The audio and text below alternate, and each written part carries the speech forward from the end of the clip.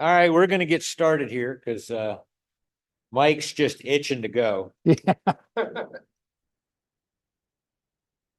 So, do we have any new members? All right. We didn't have a meeting in July and August, but the barbecue went really well. We streamlined the auction and we were done by 3, I think, weren't we? Yep, And what was our total on that? 3,700. 3,700. So lots of good wood.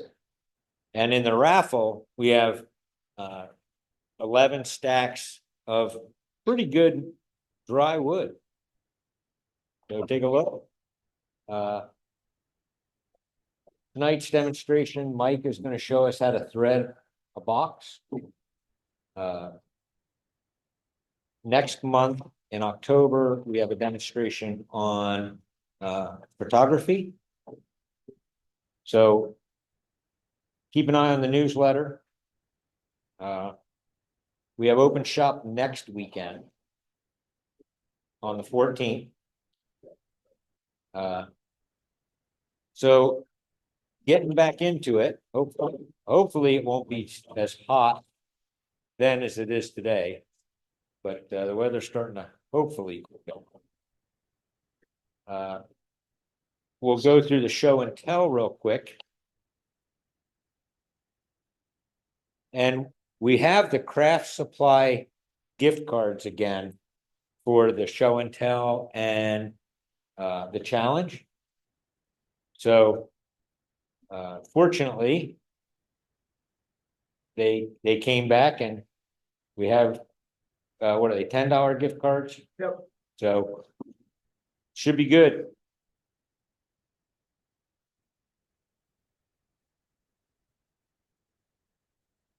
These are your demo Yeah, pieces, right? yeah. These are Mike's demo pieces. This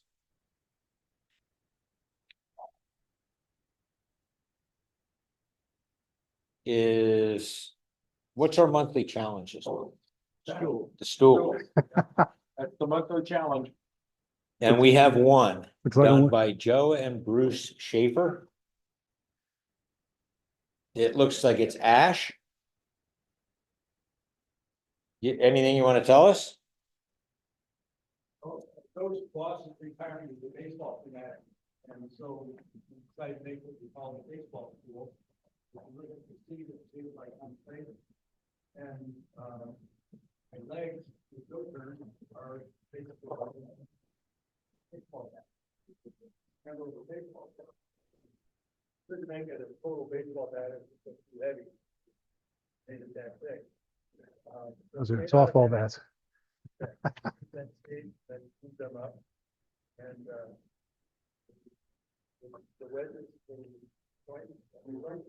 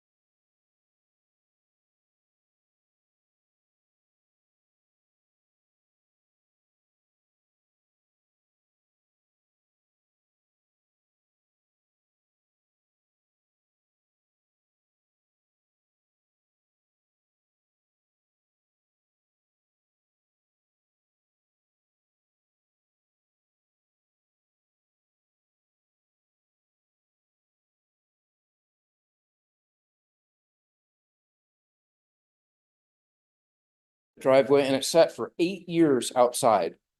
And so then we lost another tree this past winter. It crushed the car this time. But when I was cleaning up the debris from that, I found this wood. And I was cutting up the pile and I'm like, holy, this is still good wood. So after 8 years, I was able to get a locust bowl. Of course. And it's hard wood. You make fence posts out of that and put it in the ground, it'll be there in 100 years. It's amazing. Punky on the outside, but once I cut in, it was good. Oh, and it didn't split. There was one main split through the pith, but the rest of the wood was good. Thanks. Thanks. Danny? What are these? If I don't have enough to do, I started turning everything out of David Springett's book, Turning Full Circle. And so these are two of the pieces out of it. So you turn them, you have a paper glue joint, you turn it, and then you rotate it, which is how you get the shapes. And the challenge for me is you have to be very precise. I might do fine work, but it's not precision. And I also did this is scrap oak from stairs that were built from a house 10 years ago. I wouldn't recommend using scrap oak treads for doing this work. It's just fun. And eventually I'm gonna hopefully work through the book, but that's years. Nice. Dean, Yeah, so there's, all right. the people on Zoom can't hear unless you use the mic. So at the swap meet, I think I mentioned this a few months ago. I bought a bunch of test tubes. And this is the last of them, I think. This actually, I think it's English walnut. Came from a wood pile. Anyway, that's a bud vase. This is a cherry bud vase. This, I didn't know what it was. Someone suggested it might be palm. Thoughts on that? This is a piece of maple. The reason I made these Christmas trees is because I had given my sister-in-law a Christmas tree last Christmas. And my wife's from a big family, and now the family, I've got like order for 20 Christmas trees because all of the in-laws and all their kids, all my nieces and nephews all want Christmas trees now. So this is my start at that. And that does look like some kind of a palm. Yeah, I hadn't a clue what it was. It's kind of interesting the way the pores are on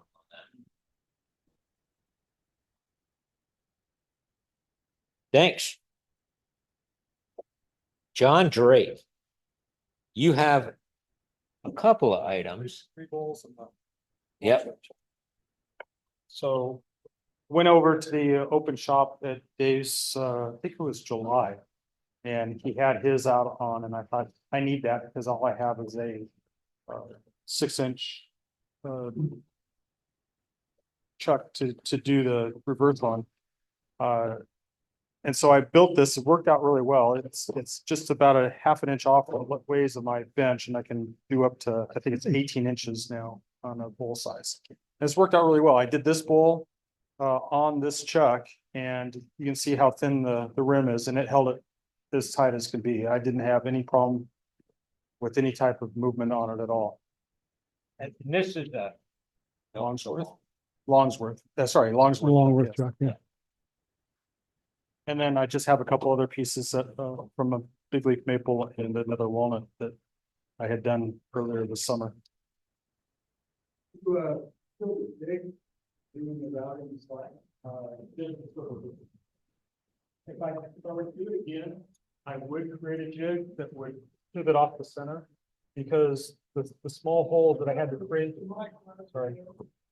If I had to do this again, I'd do a couple things differently. First, I would polish the faces that go in between because it was kind of hard to put the wax on it after the fact with the cuts. And I had just used a standard circle jig on my router and made small holes, but they got really too close to where I was routing. If I were to do it again, I'd make another jig that I would have a center pivot point that I could rotate around and do these cuts, and then use a patterning bit to cut the second one. Thank you. Jim. You've got some, couple of nice items here. Yeah, I've got three bowls. Two of them are just sort of calabash shaped. That one is monkey pod, and the other one is madrone. And they're just sort of simple little bowls. I haven't turned bowls in a while, so I did that. This is, I call it an open box. It's a square bottom, little scrap of cherry that I had. And then the real challenge is this mud vase. That's a Banksia pot. And I don't know if you've ever turned them. They're interesting. Beware the purple. Yeah, and the little bits that come off of here fly forever. They go long distances. And then I filled the little slots in there with gold. So now my shop's got gold glitter all over too. So, but I'm pleased with the way it turned out. The base is a piece of walnut. McGill.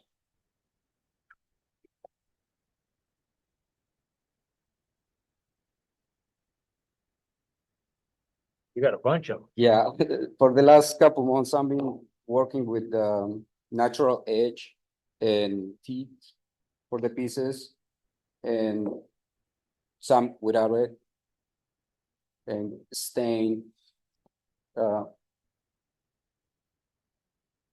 Water-based stain.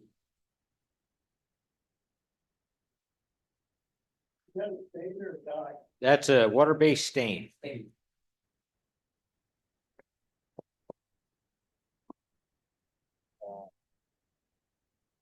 Roger. Just the open over here. This is just two natural edge bowls from piece of maple that Captain Dave shot. And they almost look the same, like close. Same wood that's up for the raffle, by the way.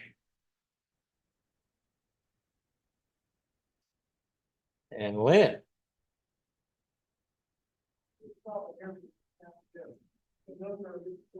The people. Here pieces of maple I got from Dave when I was doing the shop thing. And I like the big one because it's got really good pattern with the white. And it just got walnut oil finish. So I think it's appropriate if you got black walnut and put walnut oil on it. I agree. Kevin.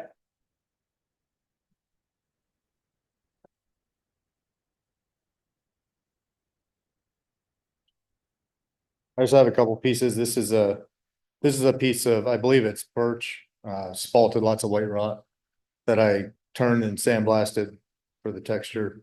This came from one of our auctions, I think 2 or 3 years ago. I think it was Dave Williams' wood that he put in the auction. And then this one is just a small piece of figured maple that I got out of the raffle at Cascade, maybe last year.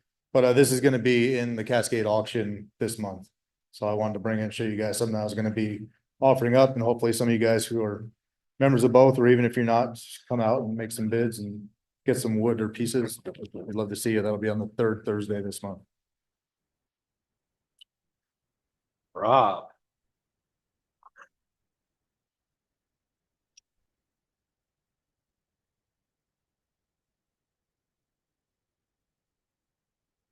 I had a class with Stuart Batty, made a bunch of bowl blanks. And didn't have much figure or anything, and then last month I took a class with John Beaver. So he does a wave bowl. So I was able to make a jig and cut out a bunch of waves. And so they're inlay, so it goes all the way through.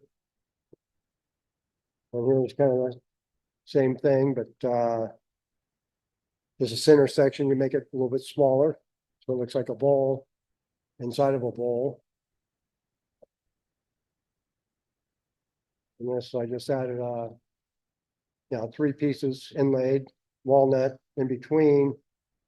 I put the white oak, so it has a lot of grain to it.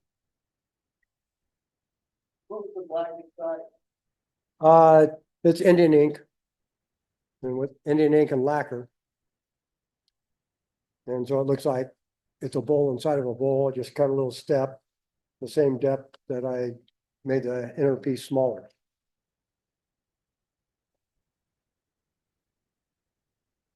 And Chris,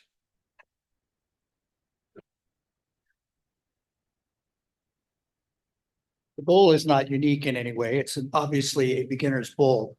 But the piece of wood came from my yard. And I had Bill Caro help me get started turning it. And once we were done with that, he wrapped it up in shrink wrap. And I took it home and I wasn't skilled enough to finish the bowl. So I left it sitting for 18 months wrapped in shrink wrap. And this is the spalting. There's no softness, but it created a really wonderful pattern. So that's why I bought it. and one more. The other Chris. These are two. I'll fill out the paperwork in a minute. These are from I believe old growth, because the grain pattern is so tight on this, old growth fir. It was a beam in the place where I was working at, and it had some rot in it, so they had to replace it. So I scavenged a bunch of it and turned these in an afternoon. They're unfinished because I need some help with, after being in the attic for like 25, 30 plus years, the sap is still running in this stuff. It hasn't dried out. It's gooey and gummy. And I'm thinking maybe turpentine or acetone to dissolve it and then backfill it with epoxy. But, if you have any suggestions, let me know. I appreciate it. Thanks.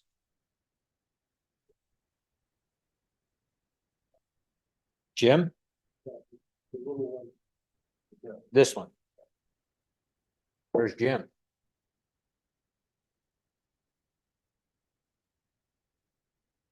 I thought this was one of yours. It's good.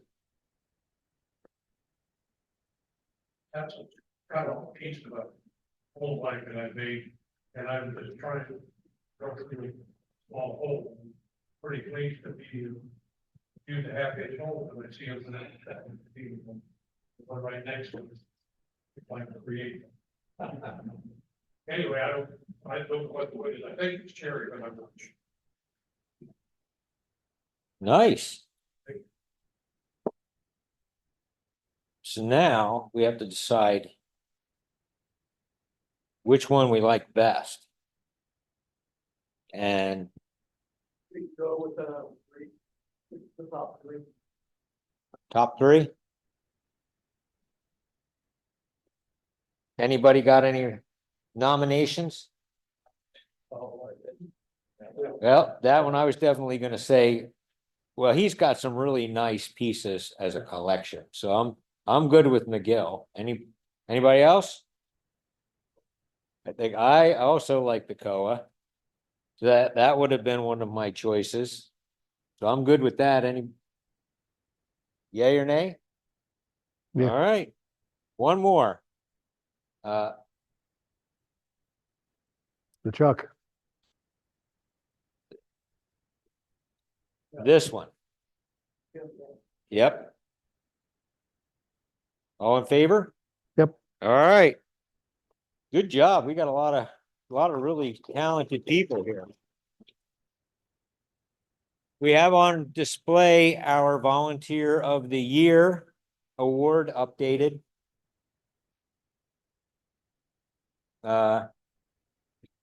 With Mike Meredith's picture, and Mike is our Volunteer of the Year. He does a lot for the club. keeps everything running.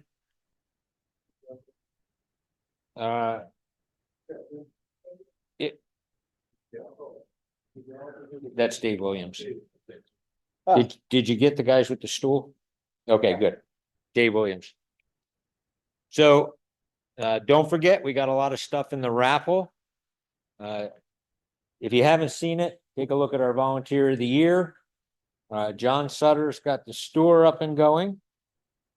Thanks, John. We have a new item that Mike's gonna do our demo, so I'll turn the mic over to him.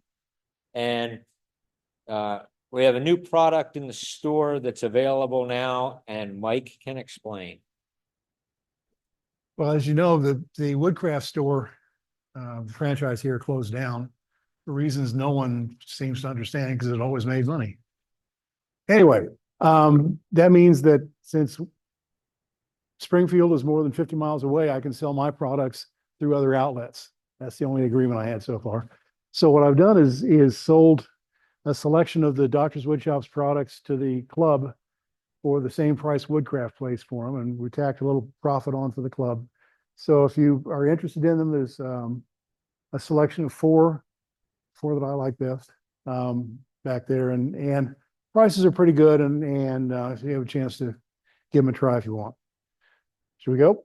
Go switch to your other mic now. All right, anybody else got anything for everybody before we get rolling? Dave?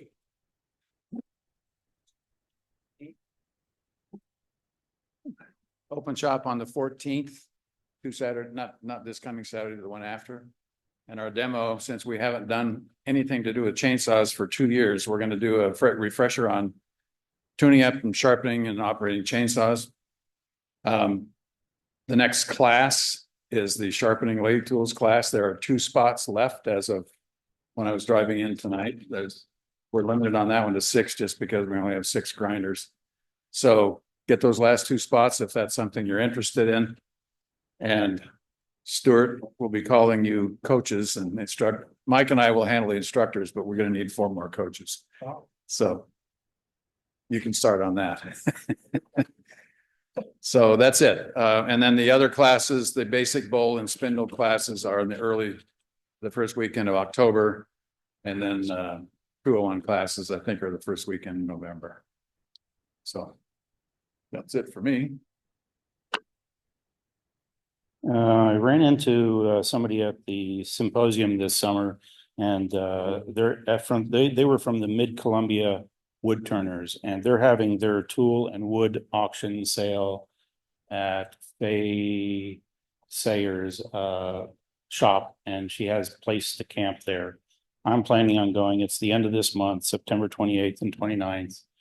I don't have anything to hand out, but if you remember Mid-Columbia Wood Turners, go on their website and all the details are there.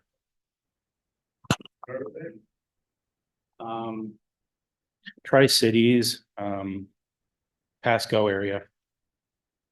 So it's a bit of a drive.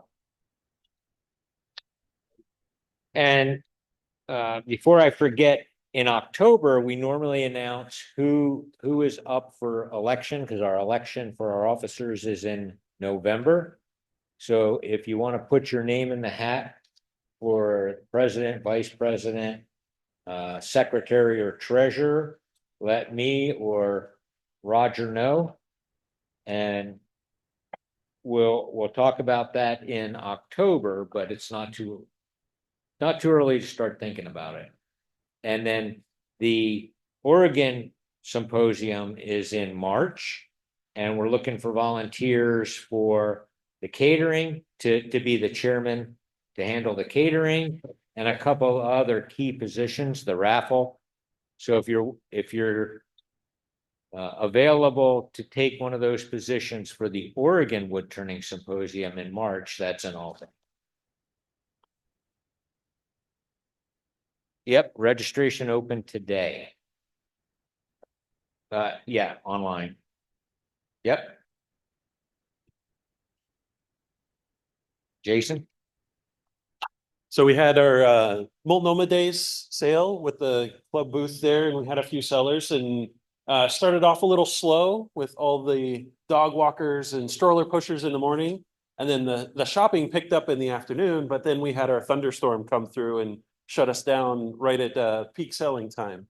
But these are really good opportunities for people who are interested in selling some of your work. So the next event that the club will have our booth will be here for Guilds in the Village. I believe that's the first Saturday in December. So be looking out for that if you're interested. So you'll be, we'll have a segment of the room and be able to set up tables for people who want to bring stuff to sell, and we'll have opportunities to talk if it's your first time and you're nervous about it, or you just want to figure out what does it mean to sell some of your work. We'll have some time that we can go through and help you be ready for something like that. That's part of the objective. So I've mentioned it before. We have our 3 shows that we have a booth for the club that is for members to be able to come and have that opportunity. And in my demo in November, I'll talk more about what it means getting into selling some of your work. When is that? It'll be the first Saturday in December, I believe. So, Yep. all right.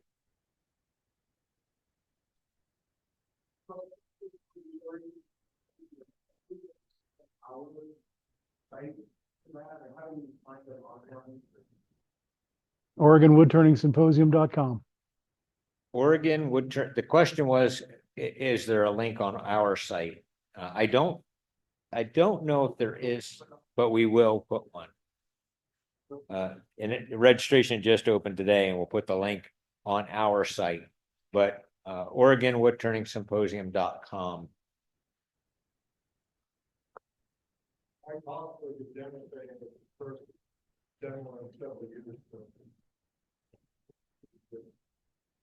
You'll be demonstrating, right? Yep. Good. Okay.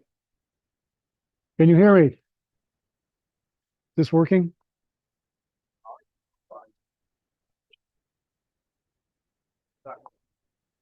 Testing, hello. Do it again. Keep going. Hello, can you hear me? I know they can, but those up the people out there, maybe not so much. Testing, hello. Well, let's get underway here. We can hear you. I want to talk to you about threading, chasing threads. I don't know why it's called chasing threads, except that you're sort of chasing your cut down the piece of wood. So maybe that's where the name came from. It's an easy skill to acquire. You just have to decide you want to do it. And the only thing that I can tell you that you have to do is keep your tool sharp, but I will tell you that anyway. So I'll show you tonight how we thread boxes. And if some of these over here, boxes I started threading on years ago. Let's see. You can do, there we go. You know, threads on the top, threads on the bottom. There's no rules about where threads have to go.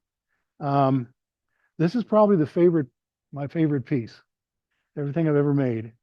This is a threaded box with tulip wood. And the reason it's my favorite is it was damn near impossible to get the grains to line up. I worked on that for days. And it smells good when you cut it, so it's an enjoyable wood to turn. These are boxes. These are actually boxes that have a little bit of damage to them that I made for a jeweler. You can see that one's got a little chip in it. A custom jeweler up in Seattle, and he saw some of the boxes that I'd made out of Brazilian rosewood, which is very likely the most beautiful wood in the world. And you cannot find it anywhere, but I had a great huge chunk of it. So I made about 200 of these boxes like this for him. And I said, that's going to be a $50 box to you.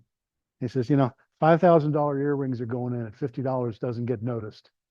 So I realized which side of the retail wars I was on, and it was the wrong side. But anyway, the Brazilian rosewoods are all the rosewoods are very nice to thread. This is the box I'm probably most proud of because Alan Batty bet me I couldn't do it. This is big leaf maple. That's a very soft wood, which is very difficult to thread. And not only did I get it to thread, I got the grain to line up. So the key to a softwood is you fortify it with CA glue or shellac, something to make it stiff enough that you can actually cut. What else we got here? Oh, another way to get around it is to put epoxy along the edge where you want to cut your thread, because epoxy cuts very nicely. So you can do epoxy or other resins. Stiffened wood threads very well. Actually, plastic threads very well. Plexiglass is a great material to practice on.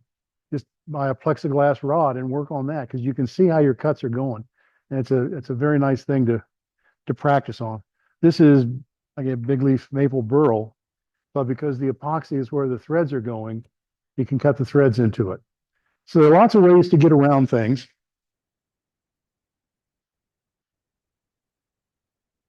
I bring this one as an example that you don't need very much in the way of threads to hold a box together. That's got 1.5 turns of thread on that and holds together just fine. So once you get going, you kind of want to keep going because it feels good, but you don't need all those threads. 1 or 2 will do you. So these will all be up here after a while. All right, threading. How do we thread things? Well, what I'm going to show you is how you thread by hand. There are jigs for cutting threads. In fact, I brought one with me that I bought 2 years ago and opened up this afternoon. I haven't used it a lot. It looks like an okay threading machine. We'll talk about some of the other threading jigs.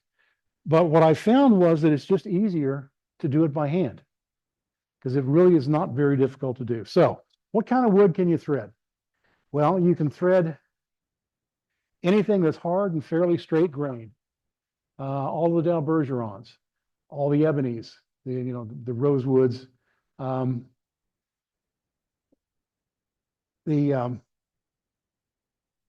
what's it called?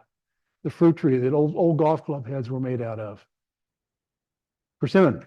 Persimmon is the North American Dalbergeron. It's very hard, very straight. So if you find some old golf clubs, make boxes out of them. Cocobolo threads pretty well. Kingwood.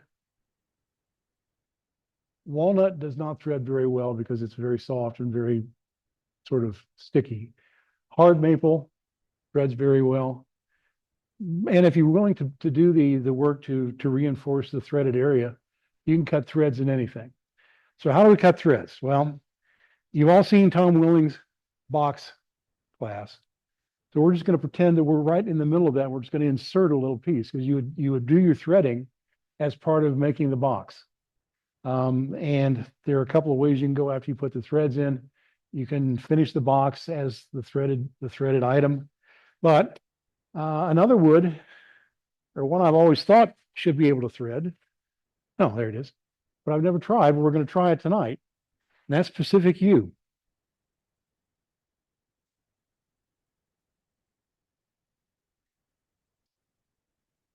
Come on.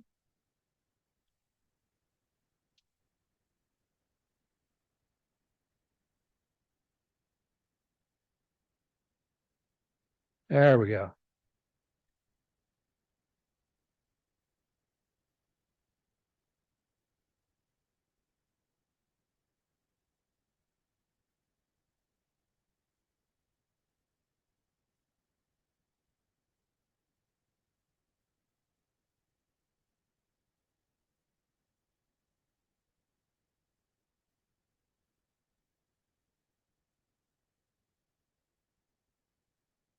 Mhm.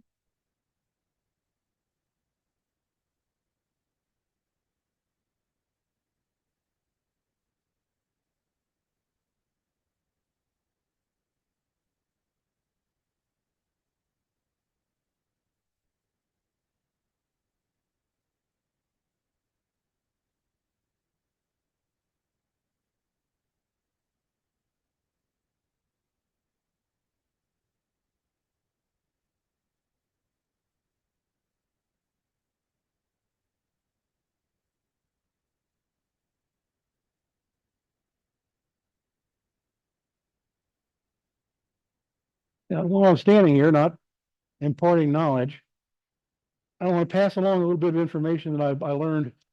I had a knee replacement this summer, so I wound up sitting and watching lots of wood turning videos. Um, and I stumbled on a guy named Glenn Teagle, Glenn Teagle. And he sort of changed the way I looked at things, particularly carbide tools. I've never had any use. They're great for moving wood, but they leave such a mess on the surface. Well, not in Glenn Teagle's hands, they don't, because he uses carbide tools just like we use regularly bladed tools. He treats the edge of the carbide tool like the edge of any regular tool. They're turned so that you're riding the bevel, and he gets very nice smooth finishes out of what I would call very crappy wood. He's getting good finishes on pine, and the only species of pine that grows in the UK is the Scottish pine, which is the hardest of the Pinus genus. But I started thinking about it, and you know the carbide tools are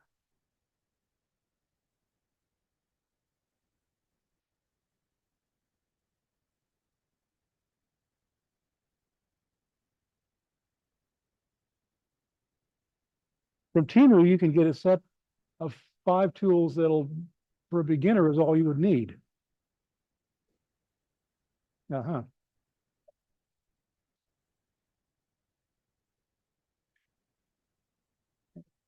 There we go. And learning to use those would be an entryway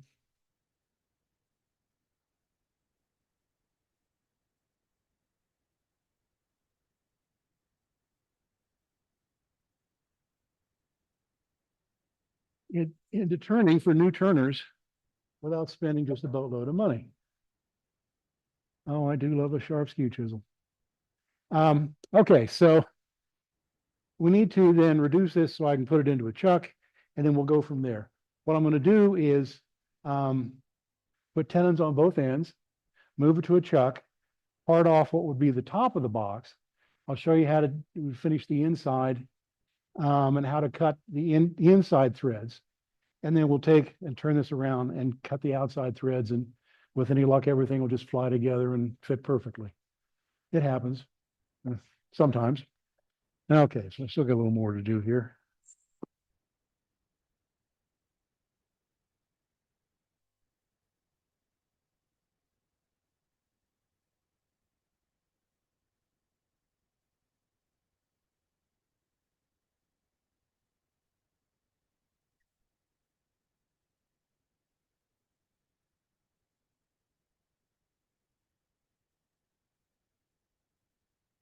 Oh, got a ways to go. All right.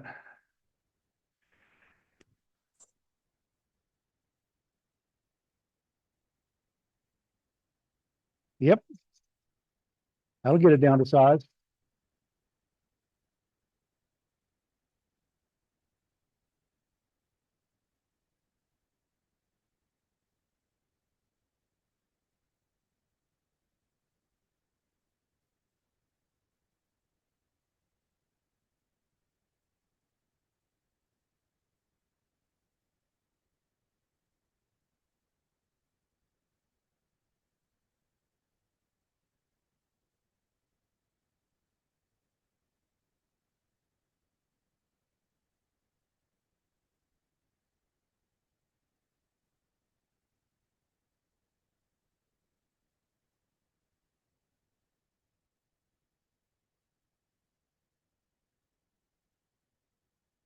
If you've never turned Pacific U, This is the tree that the anti-cancer drug Taxol came out of.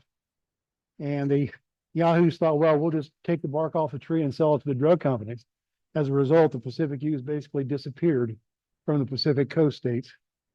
The drug is only appears in the tree in February. But if you ever get a chance to turn a Pacific yew, it has a medicinal sort of smell about it. It's sort of sweet, but sort of medicine-y also. All right.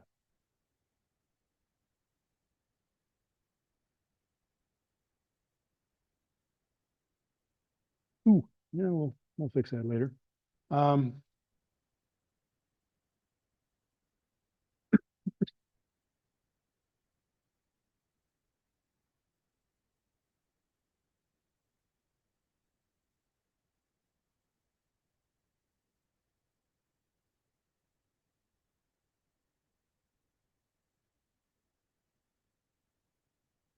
Put the audience, you, known fish catcher. Huh? Yeah, well, it's when you stop paying attention to what you're doing, that's what happens.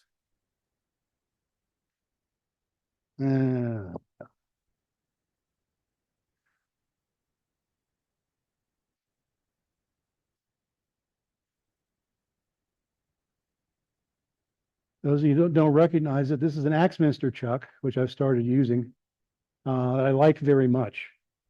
They have the same material quality as a Vic Mark at about half the price. And they have some very innovative chuck designs.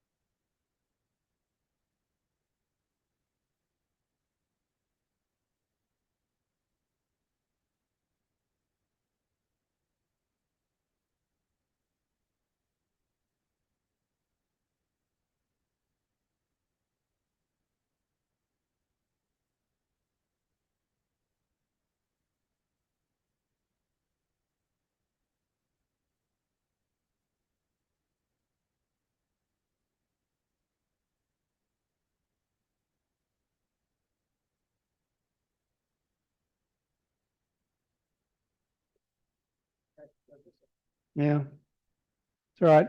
We'll take care of it. Okay, we'll part off the top. We'll actually start doing some threading.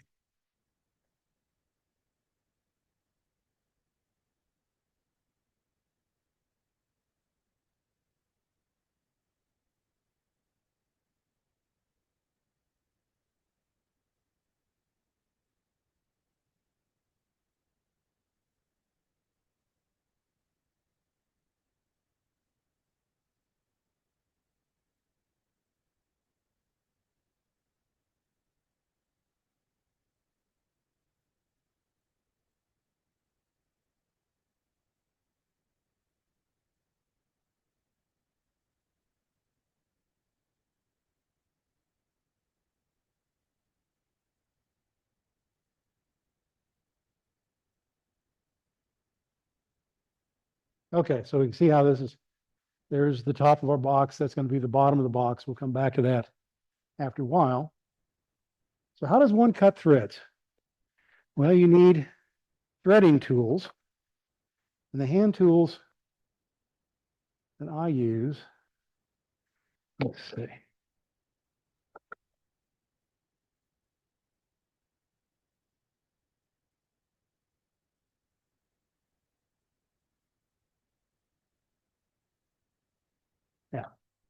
Okay. Roger, if you'll go to the last picture on the handout. This is for the male threads, the female threads. This is be cut inside the box, and these are cut on the outside. And the motion to cut is really about the same. So the threads, the threading tools come in threads per inch. Let's see. And actually 18 is my favorite. They also come in 20 and 10. There we go.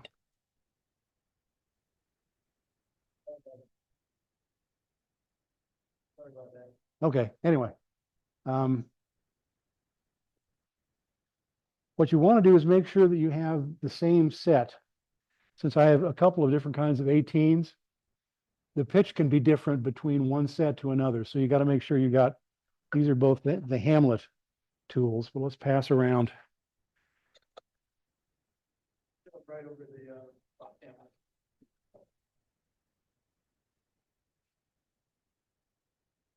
There we go. Let's just pass these around.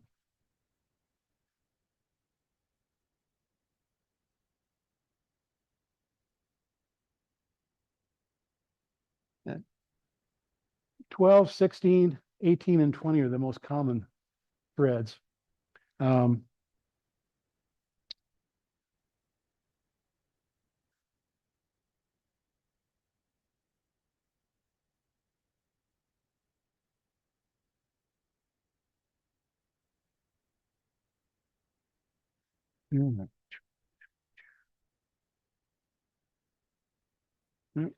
do. Yeah.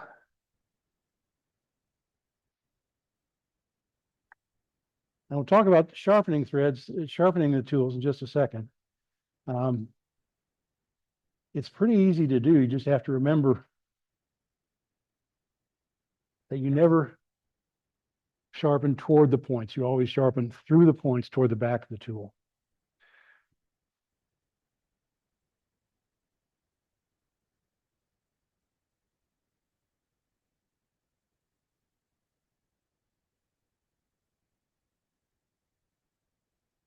Now that's all going to get turned away.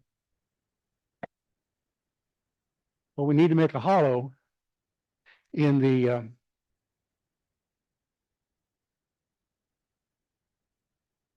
in our top. And a skew chisel will do just fine for that. Or for that matter, a carbide tool, just for fun. Now we go look up Glenn's videos. Of course, he makes carbide tools, so he has a vested interest in the process. But the stuff that he says, you know, if you look at his, he has the most impressive tool rack I've ever seen. It's, oh, he must have 150 tools of various sorts.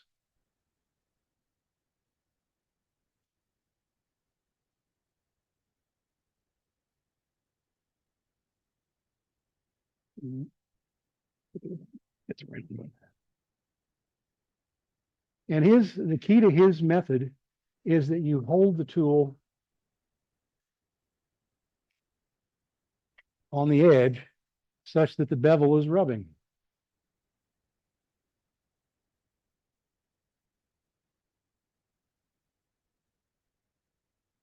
Just like you would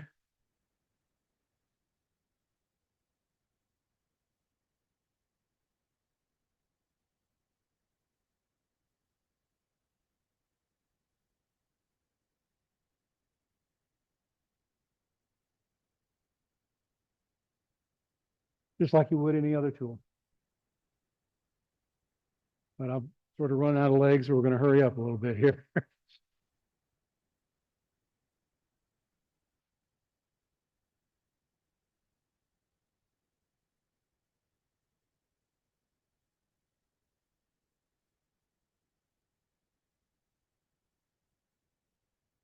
All right, since our end result is going to be a box, you shape the inside of the top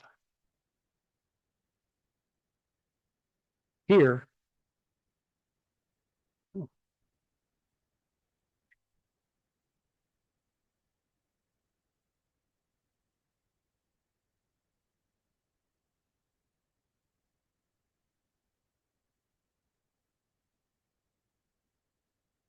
To make a dome or rings or whatever you're going to do.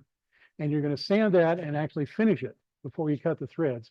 Because you don't want the sandpaper around your threads because an accidental touch and you're rethreading.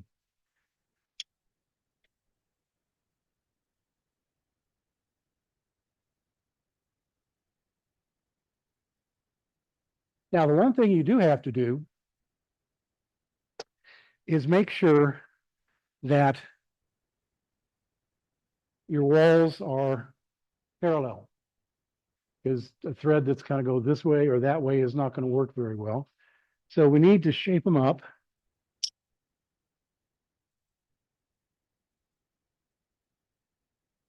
And there are a couple of ways to check on that.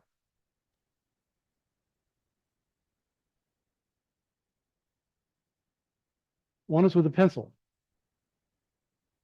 or a pen. You can hold that against the wall and look down and compare the line of the wall to the bedways. Okay, and that's pretty good. The other way to do it,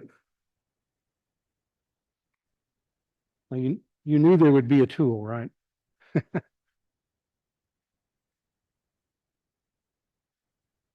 The other way to do it is with one of these marker tools. You spread it out on the inside and you can look and you can see if there's light coming through on either side. And both of these walls are parallel, so it's just fine, ready to go. Bring that other tool. We did not. Okay. And then finally, before we start cutting a thread, we need to introduce a couple more tools, which you can figure out ways to do on your own.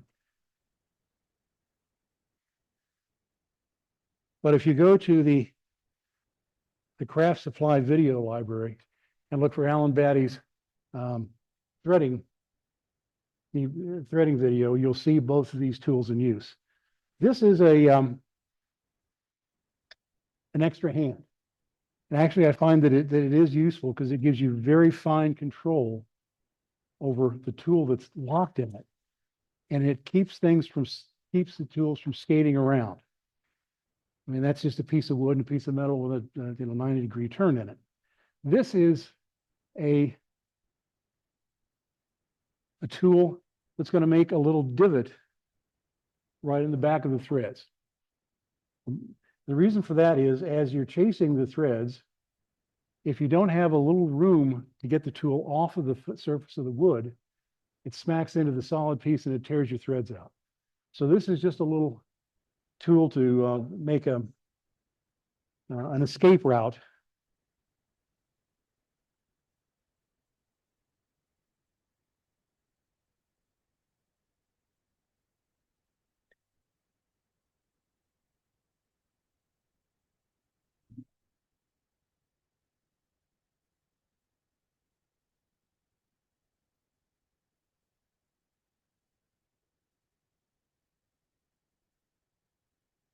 If you can look in there, you can see that little trough in the back. That's big enough to buy me enough time to get my threading tool away from the wood so it doesn't tear out the threads that I've just cut. Here is.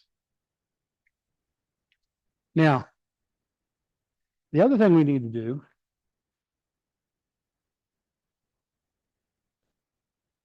is to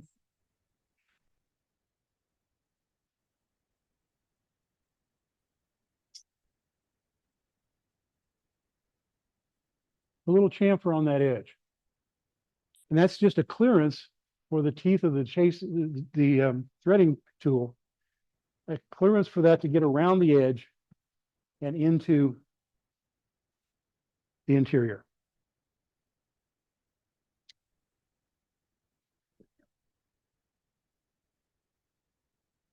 18, 18. Okay. Gotta make sure we got, you don't want a 16 male and an 18 female. To chase the threads, I can always tell when someone is not going to be successful because I look at their hands and the knuckles are white. That means they're squeezing these tools for all they're worth. And you really want just very light control on the tools. It also helps if your tool rest is sort of at an angle and you want to be cutting right about at center height. So how are we going to do this?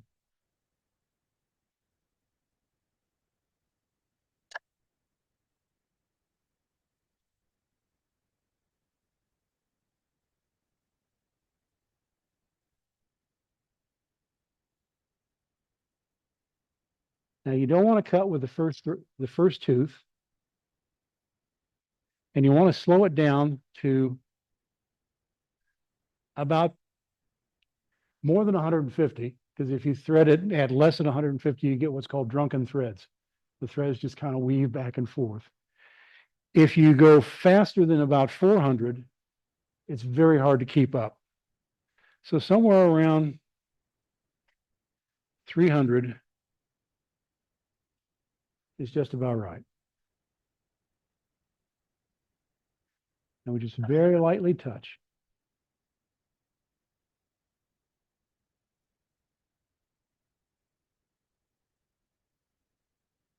And I'm not really pushing the tool. The tool is being pulled into the inside.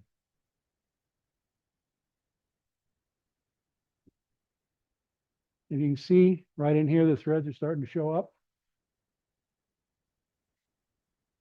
And once you've got one fully cut thread,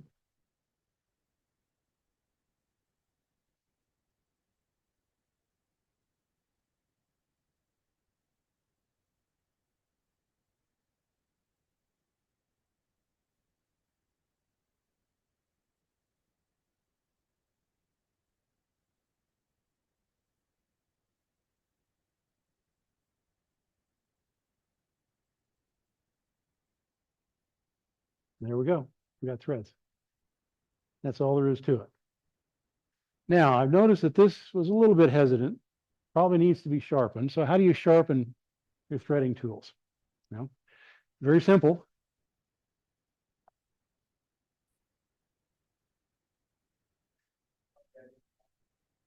Won't be quite as simple,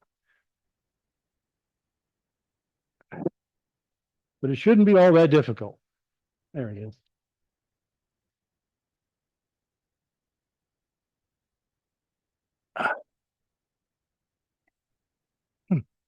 Okay.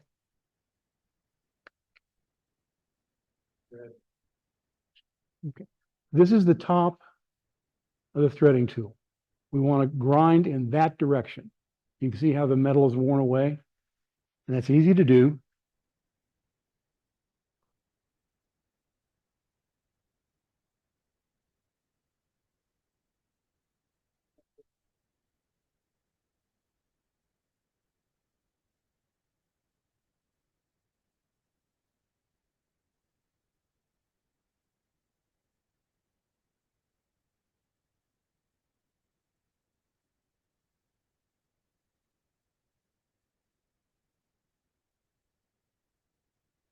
So we're grinding away from the point of the threads, points of the thread cutters. There we go. And then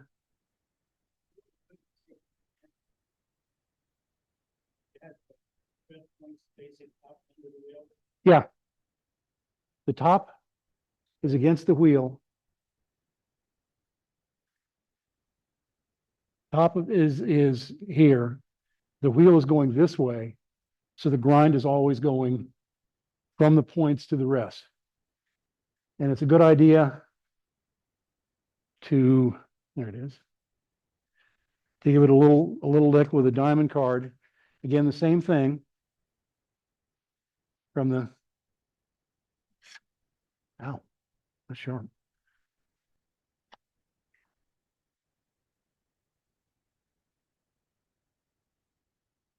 best place to buy those tools? You can get them just about anywhere. Packard has them, Craft Supply has them.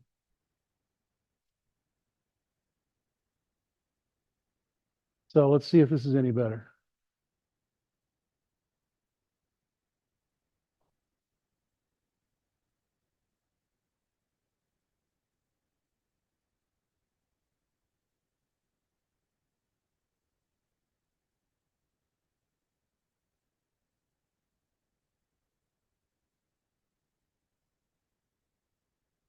I'm not pushing it in.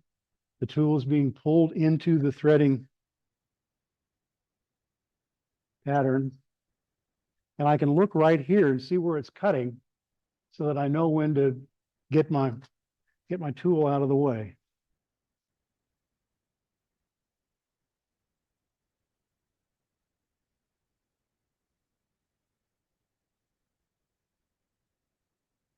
There we go.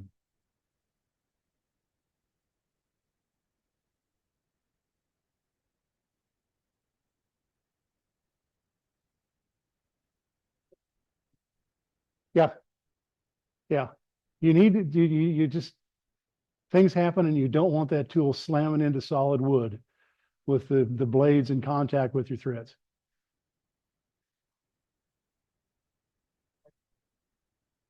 Yeah, right. Yeah. And you don't need much. You just need a little bit of a break. And because you can feel when you're out, when you're dealing with the threads, you can get it away pretty quick. And if you look at it, what you see is a triangle, and that's when you know you're done. The top will have a sharp edge on it. And there we are. Since on the whole, I'm not impressed with Pacific U as a threading material. We're not going to spend a whole lot of time on that. So that's half of it. All right. And you know, as you said, by now you would have sanded, finished the inside, cut your threads, and actually spreading a little wax on your threads is not a bad idea, just so they go together better on the other end of the process. So how do we make the outside threads? Take a 5-minute. Sure. A lot of good wood for the. We have our inside threads. And as some of you noticed, I threaded these a little longer.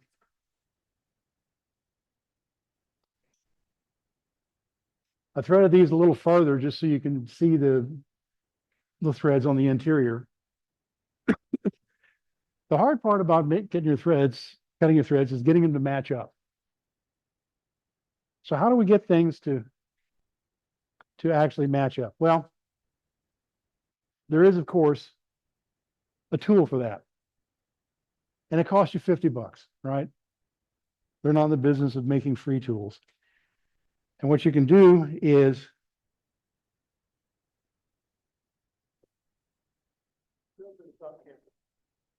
measure the inside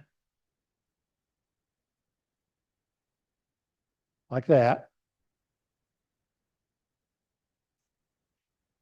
and then transfer it to here. That works fine. There's an easier way to do it that doesn't require a tool. That's how I'll show you. So we have our bottom of the box in ready to go. And to transfer that, the outsides are about the same diameter. The inside is about a 1/4 of an inch in. The easiest way to find how far in that is to actually cut a little cone.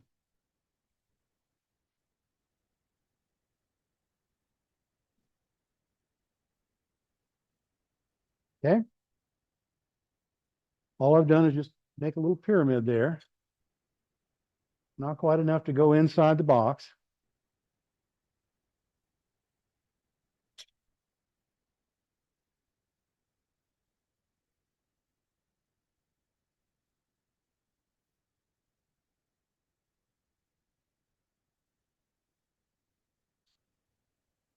Yeah.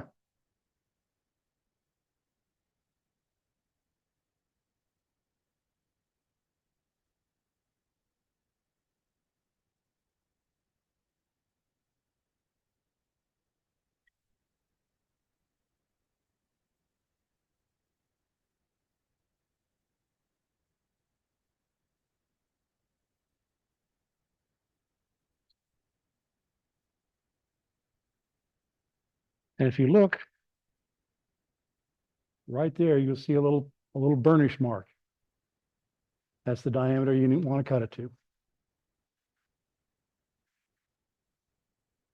That will take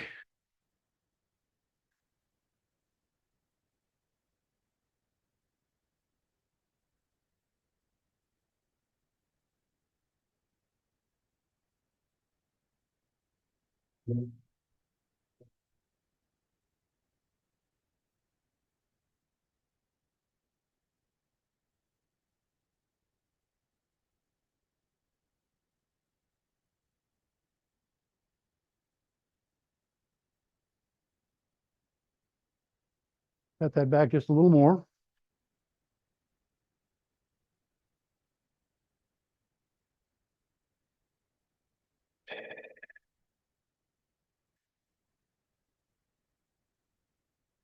Now we're ready to start cutting the outside threads.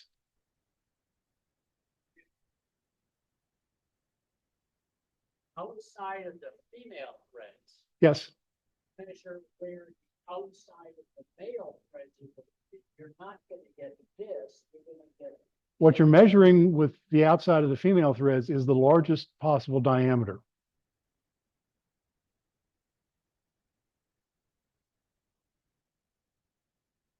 And really what was making the burnished mark was not the threads, but actually the lip of the top.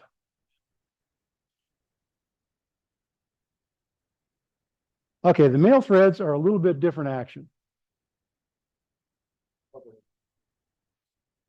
What we're gonna wind up doing is sort of going in circles. Same idea, you're just barely touching the tip of the cut to the wood, and you're letting it run, and pretty soon you've got a track that the rest of the thread can run in. A divot, yes.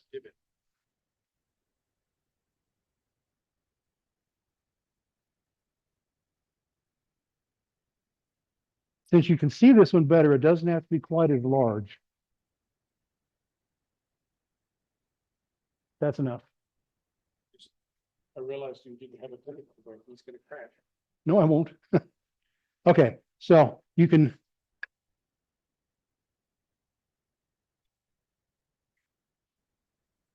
want to be cutting at about center height. And this one looks pretty sharp, so I'm just going to give it a lick with the diamond. Again, sharpening from the point back to the body of the tool.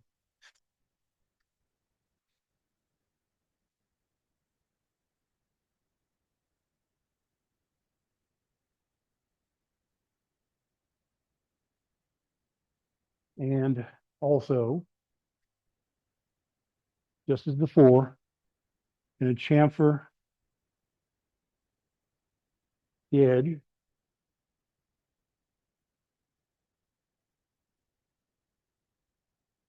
And this is where the white knuckles show up again. If you're squeezing that tool too hard, you're going to wind up going, and it's going to stick and you're not going to be happy. Very relaxed, very soft.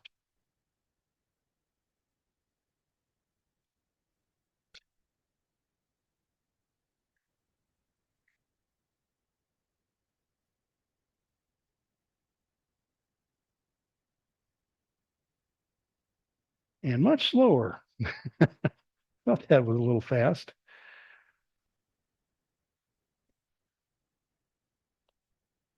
When I started turning threads, the lathe I had would only go down to 400. So I learned to thread in a hurry. It's much better if you can do it a little slower.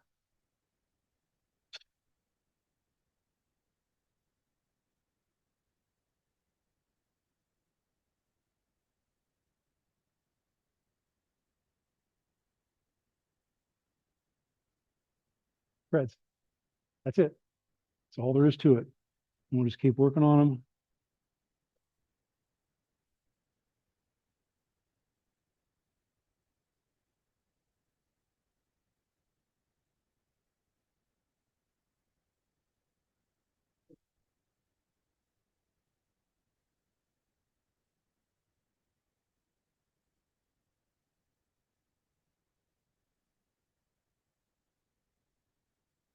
Still got a ways to go down.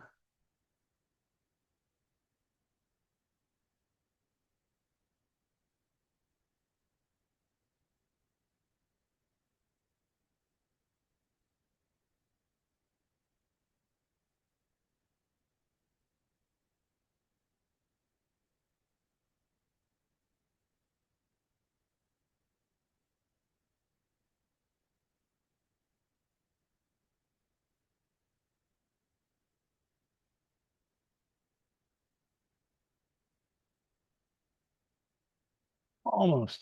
Yeah. I'm gonna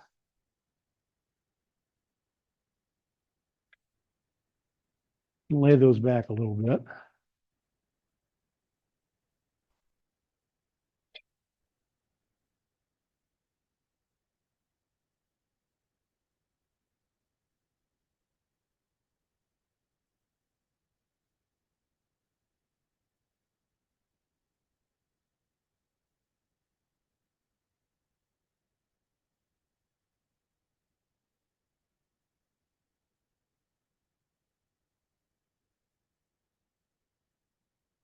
Now, if you look, you can see that we're actually getting little swirls off of it. So we're actually cutting the wood, not just scraping it.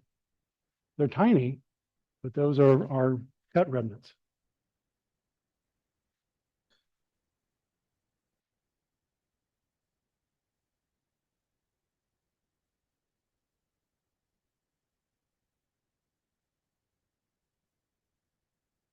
Ta-da. A threaded box of sorts. Now, if I had more plans for this than the fire pile, we've done a lot nicer job evening up the surfaces and stuff like that. Just care you take on a finishing project. But for a demonstration, all it has to do is thread down tight, and there it is. Right, now this is done. We got the top done. We would go back, hollow out the box.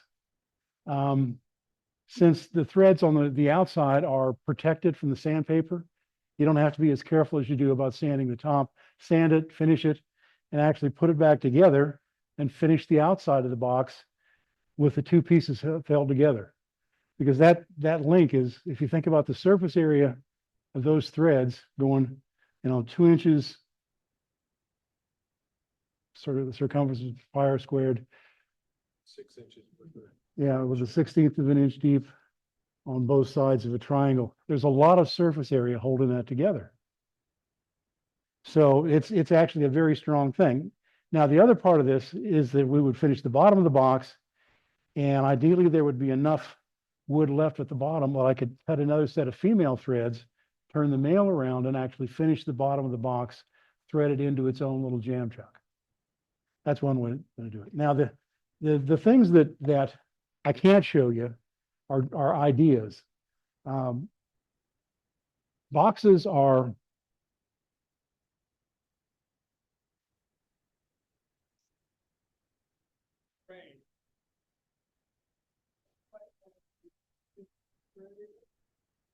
okay.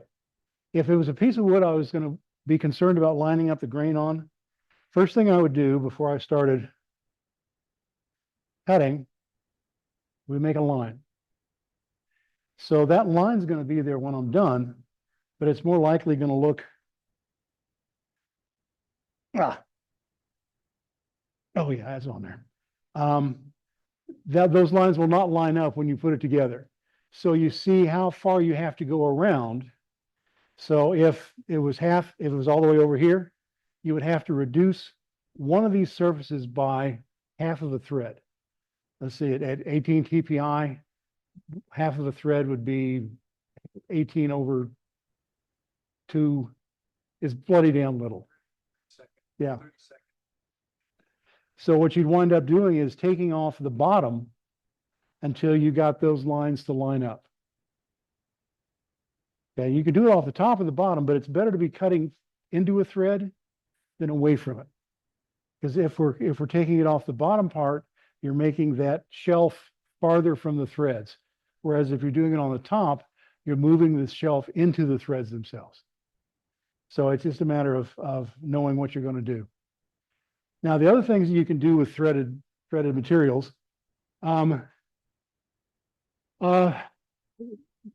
big spaghetti containers. I have a 6-inch diameter wooden box that we put spaghetti in that's got wooden threads on it. You can make urns, burial urns, pets, people. You can, things that you need to be able to close and seal.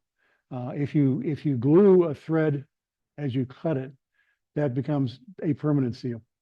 The threads will hold and the glue will hold the threads in place. If you're turning wood that is not going to be good for threading, how do you get around that? Well, I told you that you can use CA to reinforce the wood. You can use stiffening materials. You can use shellac. You can also put inserts of harder woods into the softwoods.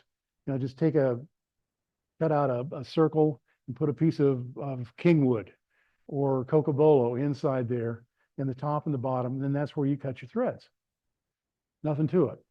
It works really well. You can also buy metal threads. I think that Niles stopper has threads now that you can actually just cut and glue into a box, and you fit the box. You build the box so that the threads intermesh and seal things up that way. There are lots of ways to get around it. There are lots of times to use this technique. It's easy to do. It'll make you crazy for about 2 weeks, and then you get the hang of it, and you feel, well, of course that's how you do it, and you will be a box threader from there on out.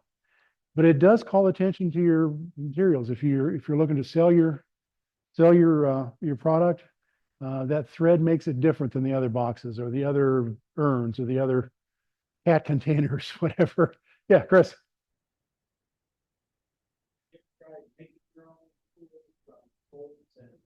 Yes, I have not, but I know people that have.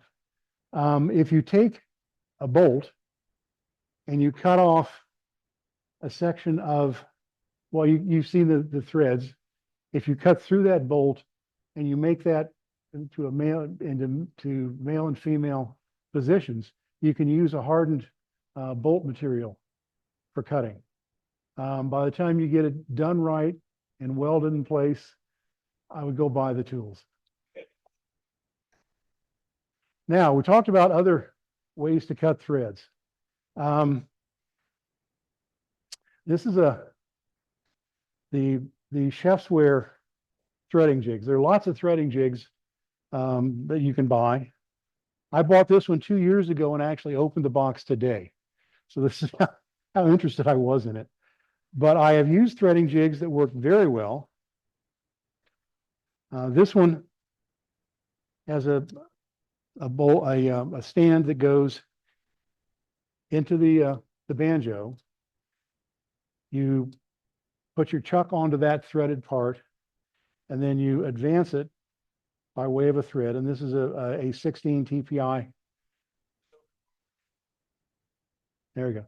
This is a 16 TPI threading jig.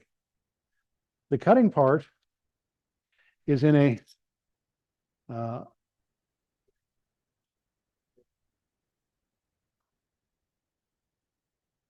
we go. Is in a collet chuck that goes through the headstock.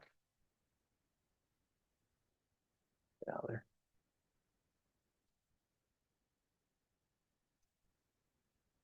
And you draw it down, and that's the spinning cutting edge. So you're using this part of the tool to advance whatever you're threading against the spinning cutting edge. And they work very well. I had at one time this is the chef's wear is considered as an okay threading jig. It's not great. There's one called the Baxter threading jig, which I had one and I sold it because I didn't have any more 12-inch lathes, and I wish I hadn't. They work great. They are expensive, but they are a piece of machinery that as soon as you pick it up, you know this is going to work.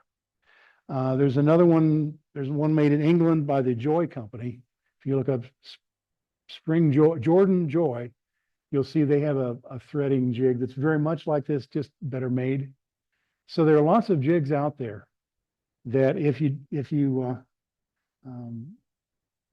give up on hand chasing, or you want, if you're going to do a lot, I've actually thought about when I was making the 200 boxes, about the last 100 of those got made on that Baxter jig.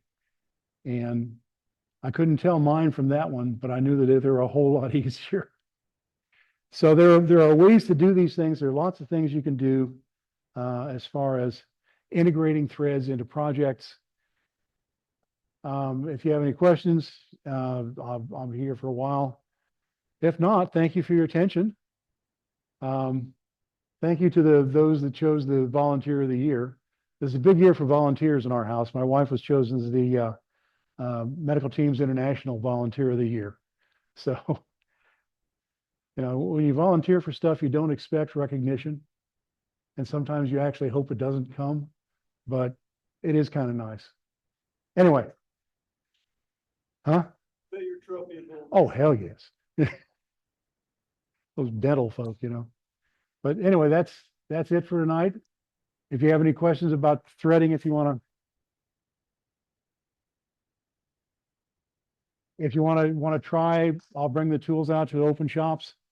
And it really, all you have to do is try it. You see, it really is pretty easy. Okay, on to the raffle.